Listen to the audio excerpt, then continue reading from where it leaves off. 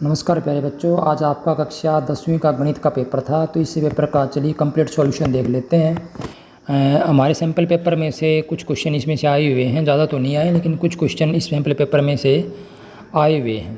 तो चलिए वीडियो को शुरू करते हैं और इस पेपर का कंप्लीट सॉल्यूशन देखते हैं। सबसे पहले देखिए सेक्शन ए में फर्स्ट क्वेश्चन है 12 और 20 का HCF ज्ञात कीजिए। बच्चों 12 और 20 का HCF क्या हो जाएगा 4। आप 12 20 के अलग अलग फैक्टर भी कर सकते हैं, या आप देख सकते हैं कि हाईएस्ट कॉमन फैक्टर का मतलब होता है सबसे बड़ा कॉमन फैक्टर। तो यहाँ पर सबसे बड़ी संख्या देखो 8 है, लेकिन 8 से दोनों भाग नहीं होते। उसके बाद 4 है, तो 4 से ये दोनों भाग होते हैं, 12 भी और 20 भी। तो 4 क्या हो जाएगा इसका HCF। इस तरह भी आप ज्ञात कर सकते हैं। सेकंड है बहुपद के अधिकतम शून्य क्या होंगे।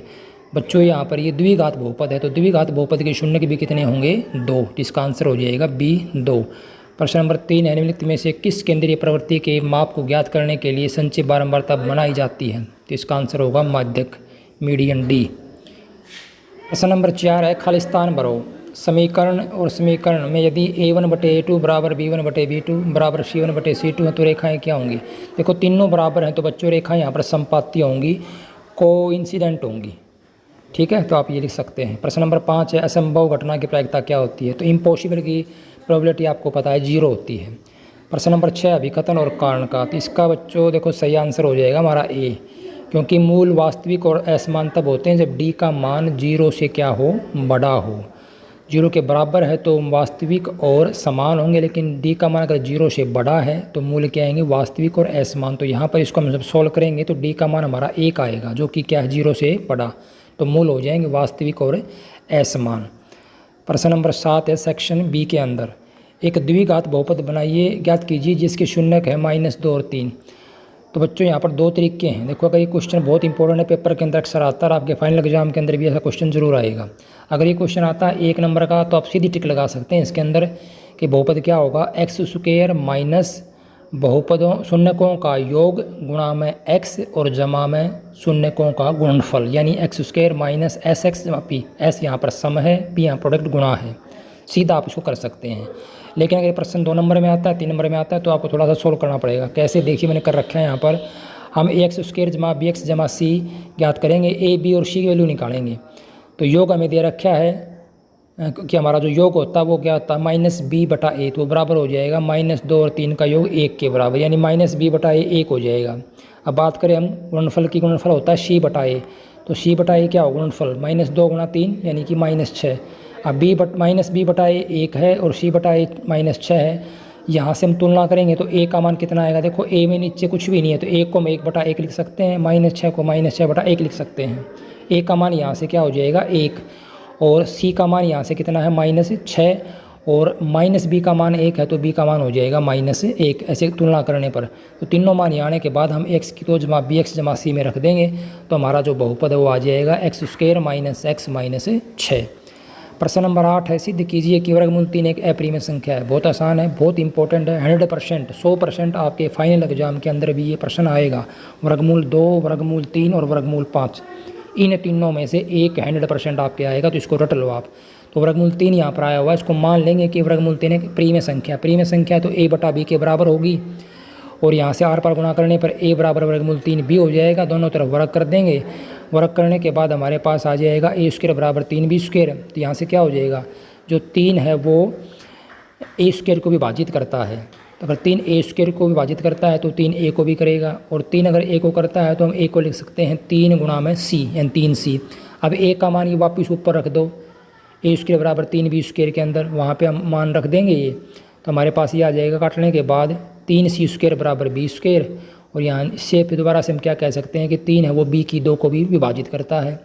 3 अगर B के स्क्वायर को करता है तो 3B को भी करेगा। अब 3 A को भी कर रहा है, 3B को भी कर रहा है, इसका मतलब क्या हो गया 3 है वो A और B का साझा गुणनखंड है, यानी A और B दोनों को विभाजित करता है 3, तो 3 A और B का एक गुणनखंड है। जबकि ऊपर हमने क्या एक मानना था कि A और B को प्राइम है, सहभाज्य है, यानी A और B के अंदर दोनों एक के अलावा किसी से भाग नहीं होते। ऊपर देखो यहाँ पर वर्गमूल 3 बराबर AB, जहाँ पर A और B सहभाज्य आपको लिखना पड़ेगा यहाँ पर ये, तो ये सहभाज्य थी, लेकिन यहाँ पर हमने क्या दिखा दिया कि ये 3 से भाग होते हैं, जबकि सहभाज्य तो एक के अलावा किसी से भाग नहीं होते। इसलिए हमारा जो अजम्पशन हमारी कल्पना थी वो गलत थी। तो वर्गमूल 3 एक अप्रिमेय संख्या हो जाएगी। सभी के सभी क्वेश्चन में आपको ऐसा ही करना है, वर्गमूल 3, वर्गमूल 5, वर्गमूल 2 कुछ भी हो जाए। अथवा में दिया 52 पत्तों की अच्छी तरह से फेंटी गई गड्डी में एक पत्ता निकाला जाता है, प्रायिकता क्या होगी। अब देखो कुल पत्ते 52 होते हैं, आपको पता है 13 हुक्म के, 13 ईंट के, 13 पान के और 13 चिड़ी के। तो इसके अंदर बच्चों पूछा क्या हमें, हुक्म का पत्ता, हुक्म के पत्ते होते हैं 13, यानी कि जो स्प्रेड होते हैं वो 13 होते हैं। तो 13/52 यानी 1/4 प्रायिकता हो जाएगी। सेकंड में लाल रंग का तस्वीर वाला पत्ता, अब लाल रंग के पत्ते होते हैं बच्चों, उसके अंदर टोटल होते हैं 26, 13 ईंट के और 13 पान के, यानी 13 तो अर्ट के और 13 डायमंड के। अब तस्वीर वाले होते हैं 3 ईंट के और 3 पान के, 6 हो जाएंगे। तो 6/52 यानी कि 3/26। अब एक ईंट की बेगम, ईंट की बेगम बच्चों एक ही होती है, तो 1/52 हो जाएगा।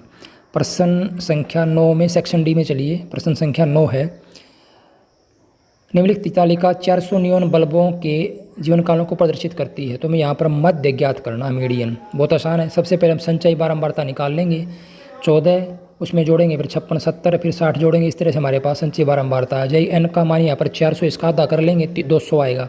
अब 200 से बड़ी बारंबारता किसकी है, 216 है। 216 किसकी का जो वर्ग अंतराल है वो कितना है, 3000 से 3500। तो यहाँ पर बच्चों देखो हमारे पास एल का मान तो हो जाएगा 3000, माध्यक वर्ग हमारा आ गया 3 से 3500, एल 3000 है। सी एफ क्या होगा, सी एफ हो जाएगा हमारी जो संचयी बारंबारता थी उसी ऊपर वाली, यानी 216 से ऊपर वाली 130। एफ क्या है, एफ यहाँ पर बच्चों बारंबारता है, 216 की बारंबारता कितनी है वो 86। एच क्या है, वर्ग अंतराल का अंतर, यानी 1500, 2000, 2000, 2500 में कितना अंतर है 500 का, एच 500 हो जाएगा। फार्मूले के अंदर इसको हम रखेंगे। फार्मूला हमारा क्या होता है, माध्यक बराबर होता है एल जमा एन बटे 2 माइनस सी एफ गुणा में एच बटे में एफ। इस उत्तर में इसको हम रखेंगे और सोल्व करेंगे तो हमारे पास ये आ जाएगा 3406.98 घंटे। तो इस प्रकार इसको आप बच्चों कर सकते हैं। अथवा में 2 क्रमागत धनात्मक पूर्णांक ज्ञात कीजिए, इनके वर्गों का योग 365 है। क्रमागत मान लेंगे हम x और x जमा 1, इनका वर्ग करके बराबर 365 रख देंगे। सोल्व करेंगे, समीकरण बन जाएगा 2x की 2 जमा 2x माइनस 364 बराबर 0, 2 से भाग कर देंगे। x स्क्वायर जमा x माइनस 182 बराबर 0, टुकड़े करेंगे 14x और 13x, x की वैल्यू 2 आएंगी, माइनस का 14 और 13। अब धनात्मक है तो माइनस 14 को छोड़ देंगे, 13 को ले लेंगे, तो पूर्णांक हो जाएंगे 13 और अगला 14, 13 और 14। सेक्शन ई के अंदर देखिए क्वेश्चन नंबर 10 है, एक फ्रूट स्टॉल मोमोज और स्प्रिंग रोल बेचता है। एक ग्राहक 3 प्लेट मोमोज और 2 प्लेट स्प्रिंग रोल 290 में खरीदता है और दूसरा ग्राहक 2 plate momos 2 plate spring roll 240 में खरीदता है। उपरोक्त जानकारी के आधार पर निम्नलिखित प्रश्नों के उत्तर दीजिए। तो यहाँ पर दिया हुआ कि एक प्लेट मोमोज की कीमत x है, एक प्लेट स्प्रिंग रोल की कीमत y है। रैखिक समीकरण क्या बन जाएंगे, 3 प्लेट मोमोज के लिए 3x और 2 प्लेट स्प्रिंग रोल के लिए 2y, 3x जमा 2y बराबर 290। दूसरे ग्राहक के लिए 2 प्लेट मोमोज 2x और 2 plate spring roll 2y, 2x जमा 2y बराबर 240। 2 समीकरण बन जाएंगे। इनको हमें सोल्व करना है। सेकंड पार्ट में क्या कहा है कि विलोपन विधि से करना है। तो यहाँ पर हम क्या करेंगे, पहले गुणांक कोएफिशिएंट को बराबर कर लेंगे। इक्वेशन 1 को 2 से और 2 को 3 से गुणा कर देंगे, घटा देंगे, कट के हमारे पास ये y की वैल्यू आ जाएगी भाई यहाँ से 70। y का मान समीकरण 1 में रख दो, x की वैल्यू आ जाएगी 50। तो एक प्लेट मोमोज का मूल्य है 50 रुपये और एक स्प्रिंग रोल का मूल्य है 70 रुपये। तो थर्ड पार्ट में पूछ रखा है दोनों का कुल मूल्य है, तो 70 जमा 50 120 रुपये। तो इस प्रकार आप इसको कर सकते हैं। तो बहुत इजी क्वेश्चन था और बहुत इजी आपका पेपर था। तो पूरा सॉल्यूशन मैंने आपको बता दिया है। और आपका जो नेक्स्ट पेपर है साइंस का वो जल्दी अपलोड होगा, तो बने रहिए डाउट हट के साथ। जय हिंद।